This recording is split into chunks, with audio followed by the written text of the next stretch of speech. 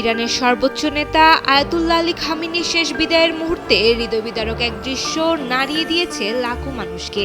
জাতীয় পতাকায় মোড়ানো খামেনির কফিনের ঠিক পাশেই রাখা তার মাত্র 14 মাস বয়সী নাতনি জাহারা মোহাম্মদী গোলাপায়গানির ছোট্ট কফিন।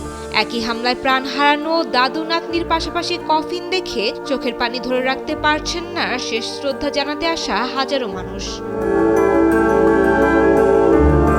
শনিবার তেহরানের গ্র্যান্ড মুসাল্লায় শুরু হওয়ার রাষ্ট্রীয় শেষ শ্রদ্ধা অনুষ্ঠানে মানুষের ঢল নামে। বসুন্ধরা টিস্যু, অশুদ্ধতার বিরুদ্ধে এক বিন্দুও ছাড় নয়।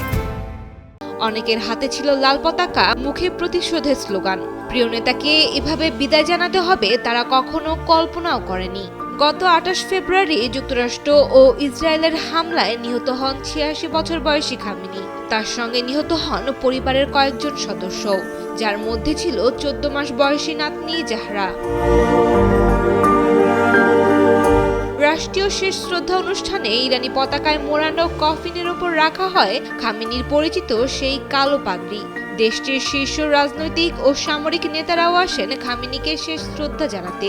আগামী কয়েকদিন তেহরান, কোম, ইরাকের পবিত্র শহরগুলো এবং সর্বশেষ খামেনির জন্মশহর মাশহাদে মরদেহ নিয়ে রাষ্ট্রীয় শোকযাত্রা অনুষ্ঠিত হবে।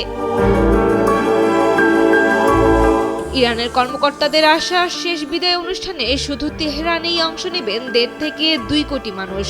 তবে প্রিয় নেতা খামেনির শেষ বিদায়ের অনুষ্ঠানে শোকাহত মানুষের ভিড়ে আলোচনার কেন্দ্রে জাহারার ছোট্ট কফিন যেন যুদ্ধের মানবিক মূল্য কতটা নির্মম হতে পারে তারই নীরব স্মারক হয়ে উঠেছে।